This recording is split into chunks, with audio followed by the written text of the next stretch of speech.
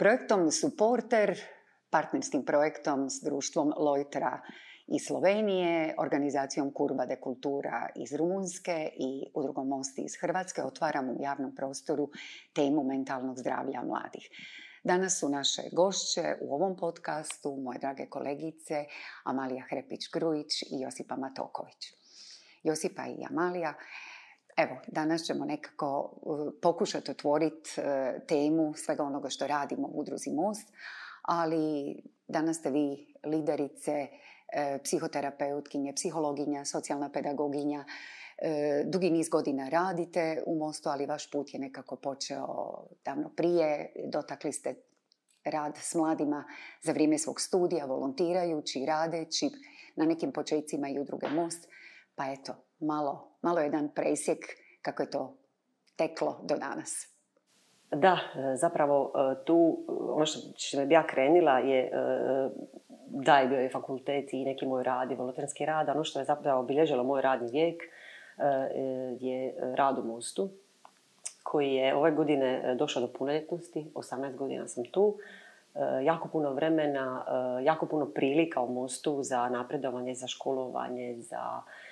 Josipa i ja smo tu došle do toga da smo obe psihoterapeutkinje, da smo tu bile podržavane, da radimo ono što volimo, ono što želimo, ono što znamo raditi. Tako da je zapravo Most bio neko mjesto gdje smo mi mogli biti ono što jesmo, iskoristiti sve one svoje neke dobre potencijale koje smo imali.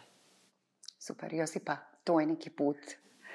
Pa ja sad kad razmišljam, mislim se da je možda prvi korak bio na fakultetu, odabirom socijalne pedagogije na edukacijsko-rehabilitacijskom fakultetu u Zagrebu, na kojem sam se prvi put susrela sa volontiranjem.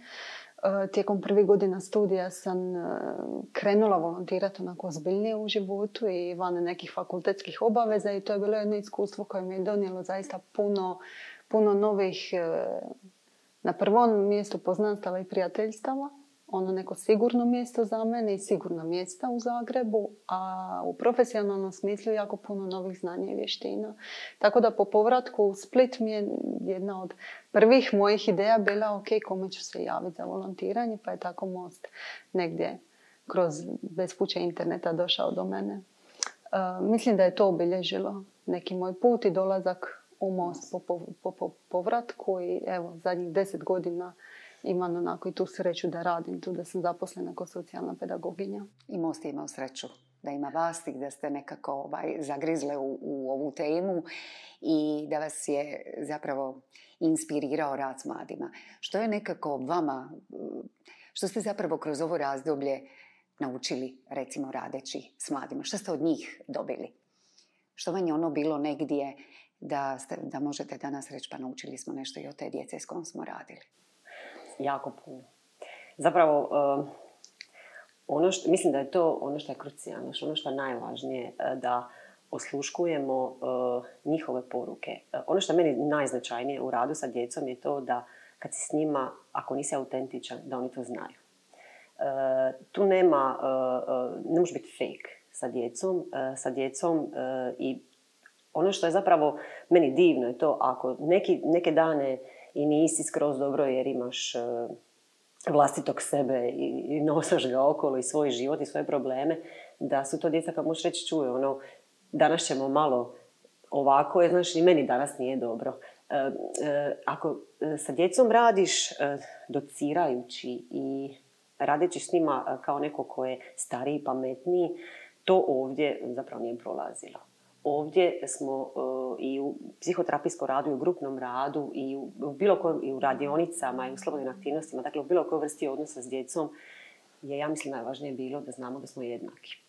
I to je ono gdje se i oni onda otvore, da ne znaju da si isto neki čovjek tu, da dolaziš sa sobom, sa svojim i strahovima, i tugama, i bolestima svih vrsta, i da u principu onda i oni mogu biti ono što jesu.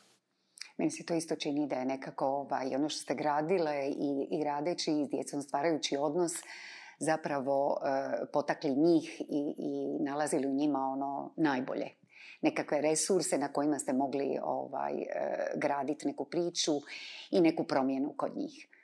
Josipa, neka tvoja inspiracija kroz rad? Prva ideja je bila da ne postoji, to je ono neko moje iskustvo, o čemu sam najviše se testirala i učila, da ne postoji šablona, da ne postoji jedan pristup za svih, da je, to što Amalija rekla, na prvom mjestu si ti neki čovjek i neki primjer za mlade ljude i bez toga sve ostalo što znamo i što nosimo sa sobom nema neke vrijednosti koliko kontakt s njima. I ovo što si, Ameti, rekla, i one dane kad mi nismo na nekoj high razini, da zapravo imamo pravo, pokazujemo da imamo svi pravo na grešku. I meni se čini da je to nekako bilo i važno u Mostu,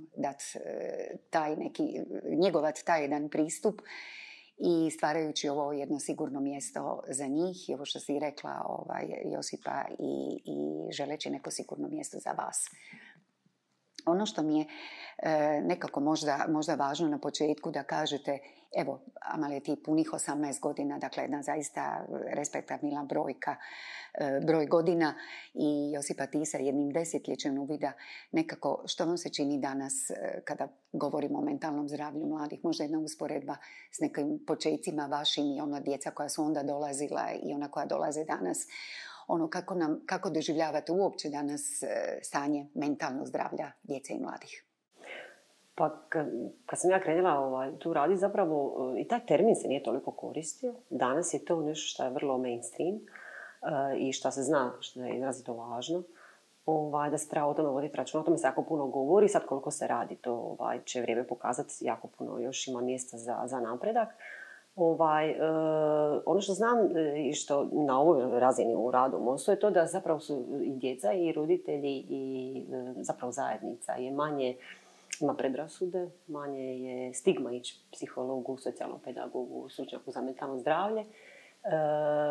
Čak je danas došlo vrijeme da je to izrazito važno i da djeca imaju manje otpora prema takvoj vrsti razgovora. Ono što mene iznenađuje, ako mi je drago da djeca to kažu roditeljima, ja mogu razgovarati s tobom o svačemu, ali ovo su stvari gdje želim nekog stručnjaka s kojim želim sjesti. Ono što je vrijeme, opet je to neko naše ovdje iskustvo, da su prije jako puno bili izraženi, odnosno bili su vidljivi eksternalizirani poremećaji. Danas jako puno pričamo o vezi internaliziranih i oni koji se javljaju, kako oni utječu, kako je to zapravo sve skupa povezano, kako ne možemo govoriti u kategorijama. To su oni odgovori zašto se neko nekako ponaša. Jako puno, to su neka istraživanja pokazala, djece dolazi koje imaju internaliziranih problema u smislu ne poremećaja, nego simptoma anksioznosti. Dakle, tjeskoba je vrlo, vrlo raširena. Društvo, vremena su donijela to. Oni, mislim, puno više pričaju o tome. Na drugačiji način se pristupa tome i djeca su danas emocionalno pismenija. Djeca danas znaju reći kako se osjećaju. Ne moramo ih to više učiti. Znaju to verbalizirati. Znaju to verbalizirati, da. Tvoje iskustvo, Josipa, sada koje poteškoće najčešće djeca pokazuju i s čim se najviše suočavaš u svom terapeutskom radu? Pa čini mi se da je kod nas u Mostu još i prije doba pandemije, posljednjih možda 5 godina već, se pokazalo da se jako puno javlja djece sa internaliziranim problemima, kako Amalija je rekla, prvenstveno anksioznost. To je nešto što smo vidjeli da je bilo u porastu još prije 5 godina. Depresivnost u posljednje vrijeme može izrađeno problem samoozljeđivanja. Kod mladih, pogotovo kod djevojaka, suicidalne ideje, problemi sa prehranom, različiti poremećaji prehrane, nešto što je dosta u porastu. I možda prije 10 godina nije bilo toliko mladih ljudi koji su se javljali zbog tih problema kod nas u Mostu. Radeći u Mostu, zapravo svaka godina je bila izazov nekakvih i novih usluga socijalnih i razvijali su se različiti programi. Što je po vama, recimo, se pokazalo učinkovito, dobro, što vam se čini da smo možda primjenjivali ili da se na nekim drugim mjestima i u svijetu govori o učinkovitim metodama, što smo od toga negdje pronašli i mi radeći, do kojih smo nekako i mi zaključaka došli, šta nam to zapravo pomaže u radu s djecom, odnosno koji oblici rada, aktivnosti, pristupa su pokazali se djelotvornim. Josipa, ja smo u našem radu, recimo, konkretno imali smo jedan grupni rad koji smo procjenjivali, koristile sva naša znanja i resurse. Ono što postoje pristupi i mi smo i psihoterapeutkinje tih pristupa, ali ono što zapravo smo zaključile i zaključujemo to da je odnos ono što je najrelevantnije. Mi možemo koristiti metode iz knjige koje su dobre, ali ono što je jako važno je prevesti te metode koje znamo i znanja koje znamo na njihov jezik. To nije lako, to je najteži dio, ali evo, ja sam KBT terapeut, SPRT terapeut. Ono što smo zaključili da je najvažnije to staviti na neku njihovu razinu, da im je jasno i onda raditi tim metodama s njima. I ono što smo radili se pokazalo i statistički značajno učinkovito. Josipa, možda malo o aktivnostima koje konkretno provodite u Mostu u okviru POP plus i POST programa, pa možda kratko pojašnjenje. Ja bih prvo rekla da su sve naše aktivnosti, kad kažeš, Đorde, da je nešto utemeljeno ili da je znanstveno utemeljeno, mislim da je važno da stalno propitujemo jesmo li u nekom okviru koji je dokazano učinkovit i kako možemo još poboljšati naše djelovanje. Tako da ono čime smo se mi vodili od početka je uvijek teorija i rizičnih i zaštitnih čimbenika koja u kontekstu mentalnog zdravlja je jako važna, po kojoj gledamo koje su to snage, koje su potencijali jedne mlade osobe, ne samo kod nje same, nego u njenoj obitelji, u njenoj školi, u njenoj zajednici, jer svaki od tih sustava je važan za mentalno zdravlje. Kakve mi uvjete stvaramo za dijete i mladu osobu u svakom od tih sustava, kako bi mogla ojačati one snage koje ima, one neke mišiće, vještine koje već posjeduje sama od sebe, a kako bi mogli na koji način umanjiti rizike kojima je izložena. Tako da na dvije razine i u svim područjima života mlade osobe važno promišljati o tome što mi možemo napraviti za svoje profesionalne ljudske pozicije da bi olakšali put mladoj osobi ili da bi bili uz nju u onim momentima kad je taj put težak sam od sebe.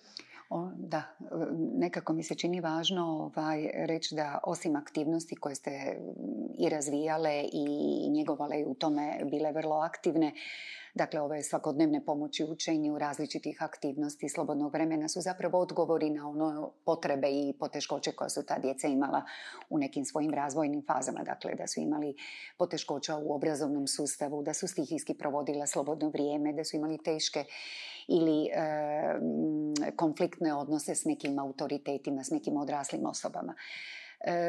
Ono što mi se čini da ste jako bile dobre i uspješne i u Mostu kroz taj program što ste zapravo stalno i kontinuirano radili s roditeljima i stvarali ste mrežu kontakata u srednjim i osnovnim školama odakle ta djeca su i dolazila. Pa možda malo o tom pristupu roditeljima, poteškoće s kojima se roditelji suočavaju.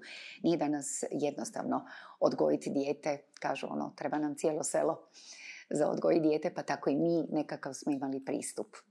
Mislim da to zaboravljamo, da je potrebno cijelo selo za odgojiti dijete. Mislim da to trebamo podsjetiti svako malo.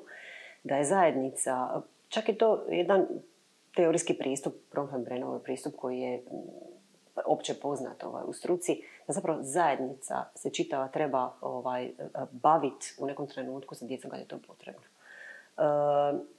Mislim da je izrazito važno da i ono što naše iskustvo govori kad surađujemo svi zajedno, dakle i ta škola i neki psihijatar kod kojeg je eventualno dijete, roditelj, skrbnik, da onda imamo najviše prostora za napredak i onda i uspjeha. Samo rad s djetetom, zato što je ono pokvareno, je zapravo, mislim, pucanje prazno. To je nešto što, mislim, treba napustiti i generalno mislim da sustav treba početi na takav način brinuti o djetetu. To nije lako, to je teže, ali dugoročno imamo bolje efekte. U djecu se upire prstom da nešto ne valja. Dijete ne radi neka ponašanja koja nisu uobičajena ili socijalno prihvatljiva zato što ono to želi. To je zato što je u nekom trenutku u životu to dijete naučilo da je to ima nekog efekta. I ono što je naš zadatak je da vidimo koje su njegove snage, kao što je Josipa rekla, koji su zaštitni faktori, što ti možeš odatle ćemo početi i nećemo spominjati ono što nije bilo dobro. Mislim da to je jako važno. To je ono smisao načina koji smo mi krenuli da znamo što se dogodilo i da neko ponašanje nije bilo prihvatljivo, ali da se na to nećemo vraćati, da ćemo vidjeti koji su to resursi koje dijete ima s kojim možemo ići naprijed. Dakle, čitava zajednica. Često govorimo da nam zapravo roditelji dođu i neki naši sugovornici su također spominjali ono kao evo pa ga malo popravite. I koliko je bilo važno uključiti roditelje, motivirati ih i imati kontinuitet zapravo edukacija koje ste provodili, predavanja, radionice. Jer roditelji također vape da zapravo izvuku one najbolje svoje resurse i osvijeste te roditeljske uloge. Što je po vama bilo recimo tu učinkovito, koje su vam teme i roditelji recimo pokušali progovarati, možda u nekom trenutku i provocirati nekakva pitanja o odgojnim metodama, o svemu onome što ih muči kao roditelje. Mislim da je tu važno vratiti se na ono što je Amalija rekla u radu s djecom. Taj prvi korak i prvi kontakt sa roditeljima u kojem je važno pokazati razumijevanje i za taj njihov moment evo vam pa ga popravite.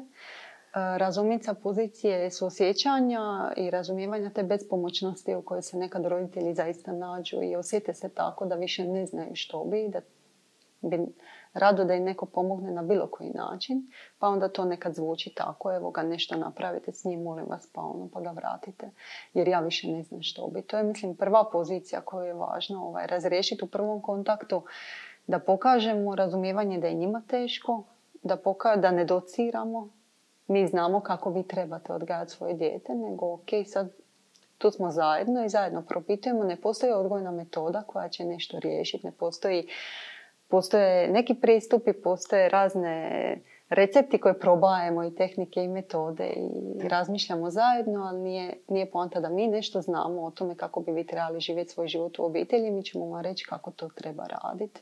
Tu smo u poziciji učenja, svi međusobno i svoje uloge koje imamo. Mislim da je to važno. Ono što je uvijek njima, čini mi se, važna tema je mentalno zdravlje roditelja. Pobrinuti se za sebe da bi mogla brinuti o svojoj djeci i što mogu ponuditi onda svojoj djeci. A drugo je taj vječni balans između discipliniranja djece i neke topline i ljubavi i možda u zadnje vrijeme problema popustljivosti i nepostavljanja granica djeci u odgoju.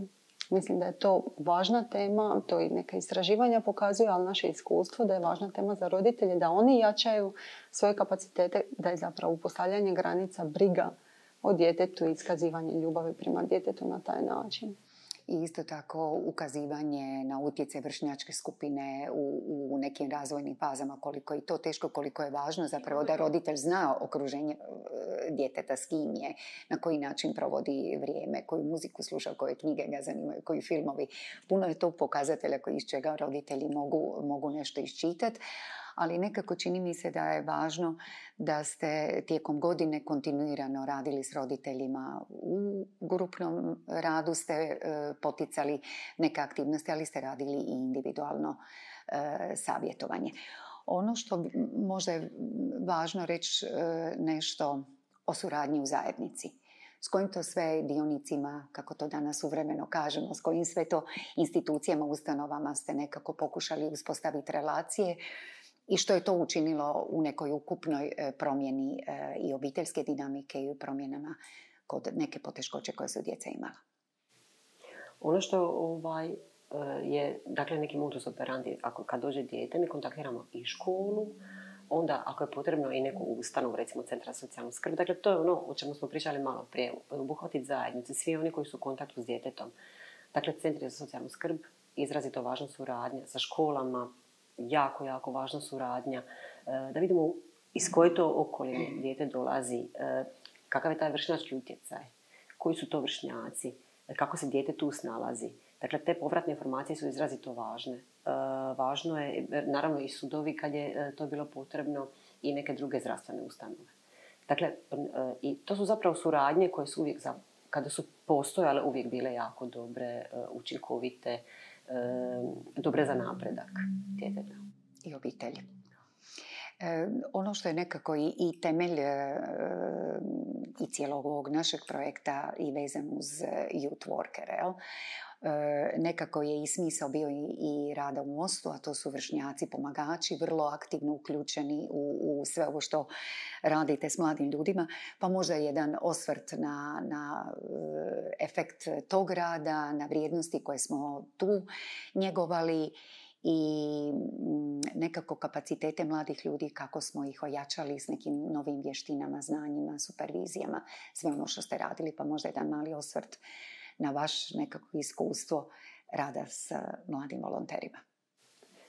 Ja bih rekla da je vrijednost volonterskog rada tu u Mostu nemjerljiva. Kad se sjetim, na prvu mi dođu slike nekih volontera sa djecom i tog odnosa, prikaz nekog odnosa gdje vidimo dijete ili mladu osobu uz još jednu mladu osobu koja je iskreno zainteresirana za njega ili nju, koja iskreno sluša, koja svaki dan propituje nešto što propituje interese, propituje pa kako si, kako ti je bilo jučer, jesi izašla van, s kim si bila, šta si radila, pa daj mi reci šta te mučilo. To je, mislim, taj kontakt sa nekom odraslom osobom koja je tu za mene, koja je iskreno zainteresirana za mene i za moj život i koja zaista sluša, je neprocjenjiv.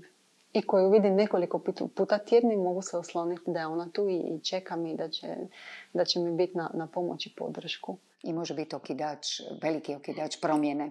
Upravo taj odnos kada se uspostavi, kad primijete da je neko zaista zaintrigiran i zainteresiran za njihovo neko bolje. Ono što je tu vrijedno reći da ste zapravo ulagali jako puno vremena u njihovo osnaživanje. I da ste i tu radile različite aktivnosti, koliko je važno u biti te mlade ljude osnaživati, pa recimo neke teme koje ste i s mladim volonterima i možda jedan osvrt na ovaj supervizijski dio, što ih najviše muči, što je negdje njima bilo teško radeći s djecom s različitim poteškoćama u ponašanju.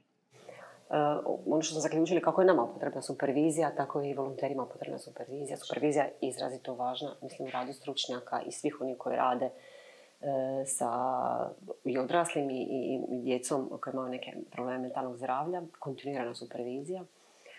Tako smo i mi isto sa našim volonterima imamo kontinuiranu superviziju i radimo s njima na tome.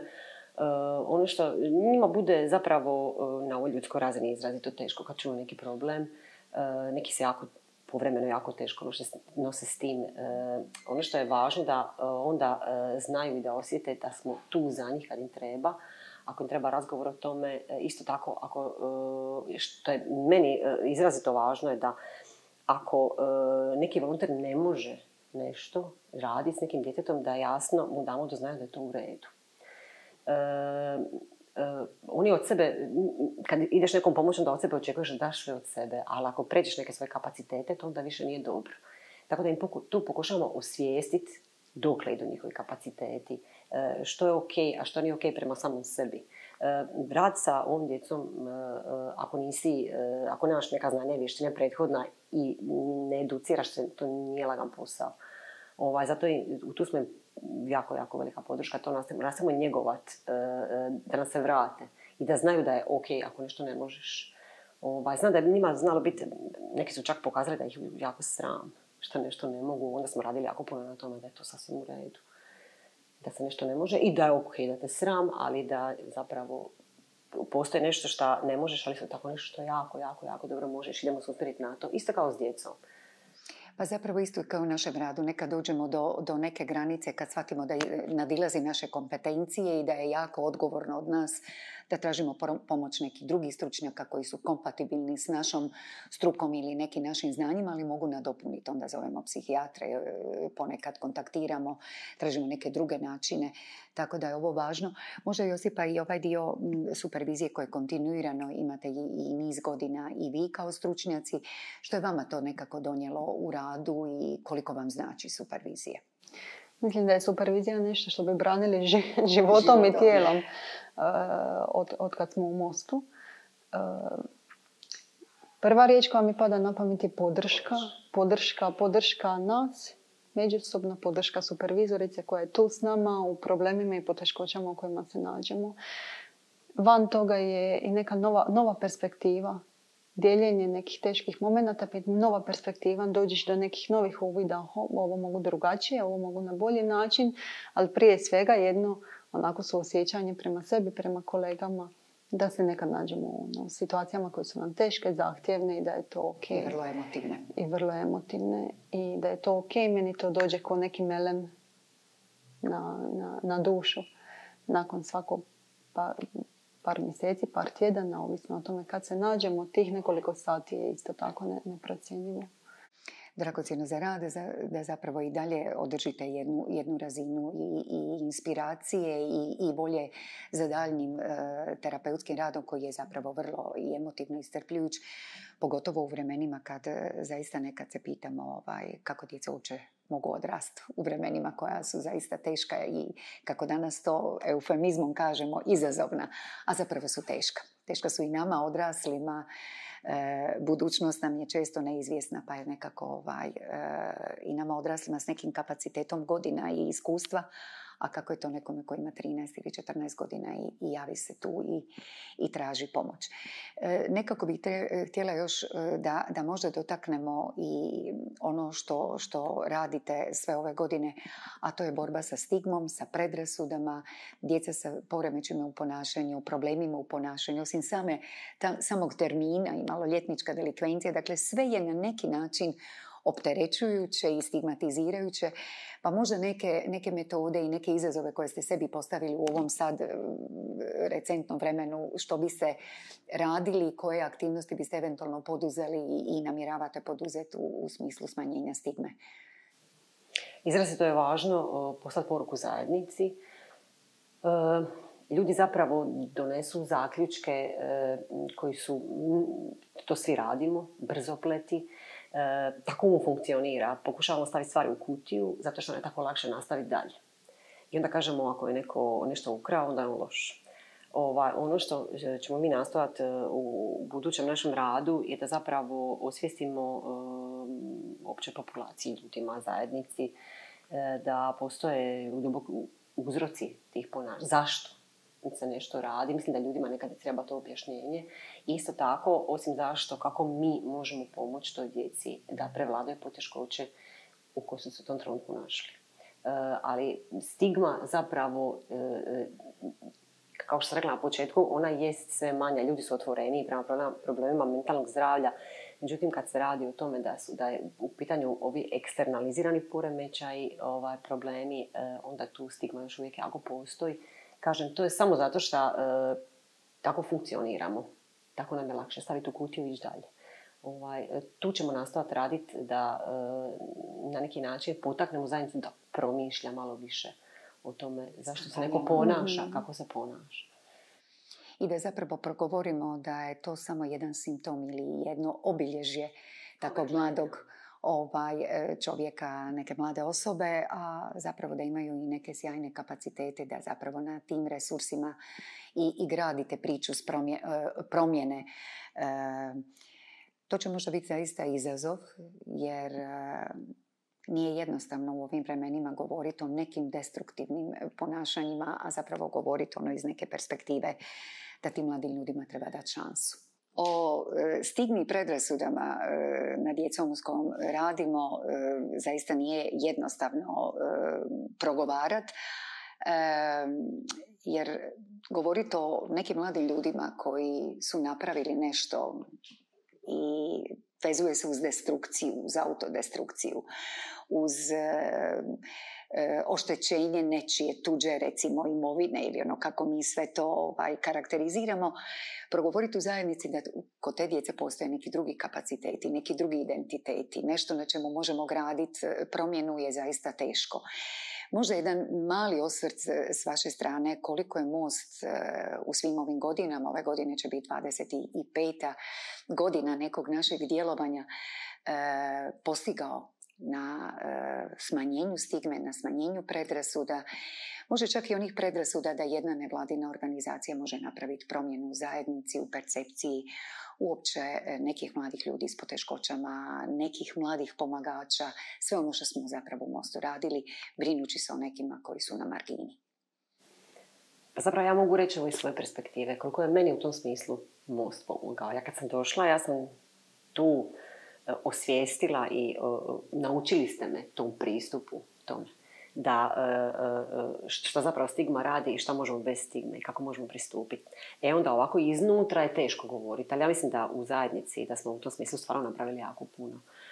Namicanje stigme, na ogoljavanje problema, da se zapravo to dijete, ti roditelji vide iz neke druge perspektive, da povremeno stvari koje se događaju nisu bila stvar izbora, nego stvar povremeno nekad i nekih okolnosti gdje se ljudi nisu snašli.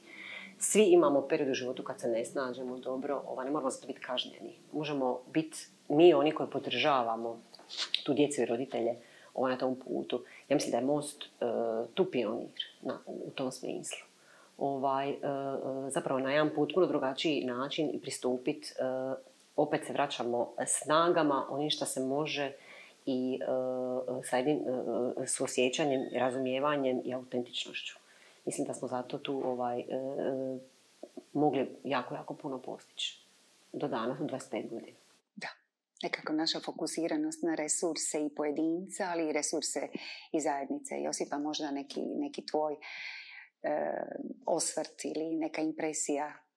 Stigmatizacija mladih, ne samo sa problemima u ponašanju, nego mladih općenito, koja ja mislim da je jako izražena danas, posljednjih godina, pogotovo u društvu, kao jedna skupina u društvu koja je specifična, koja je često na mobitelu, koja je opsjednuta virtualnim svijetom, koja ne doprinosi dovoljno, koja ima neke vrijednosti koje se ne razumiju u društvu. Mislim da je Most tu napravio velike stvari od početka, da je stalno ukazivao na potencijal svih mladih ljudi, na resurs mladih ljudi u zajednici koji može jako puno doprinijeti mentalnom zdravlju cijele zajednice, tako da svojim aktivizmom, svojim uključivanjem, svojim volontiranjem, mislim da je uz destigmatizaciju mladih sa problemima u ponašanju Most jako puno postigao i promicanjem volonterskog rada mladih, uključivanjem mladih u razne akcije, aktivnosti, humanitarni rad.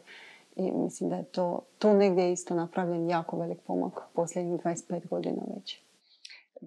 Hvala vam jednoj i drugoj na takoj observaciji, jer mi se čini da zaista smo se svim snagama borili da ono gdje su mladi definirani kao ranjiva skupina u našem društvu, učinili smo zapravo da govorimo o njima kao ogromnom resursu. Upravo ovo da i oni koji su napravili nešto što nam je izvan nekih granica, vratimo negdje da budu zaista punopravni članovi ovog društva, a opet one koji pokazuju želju za aktivizmom, da ih negdje usmjerimo, aktiviramo i potaknemo i to mi se čini da je sjajan resurs i nekakva i poruka zajednici koliko su nam mladi zaista važni.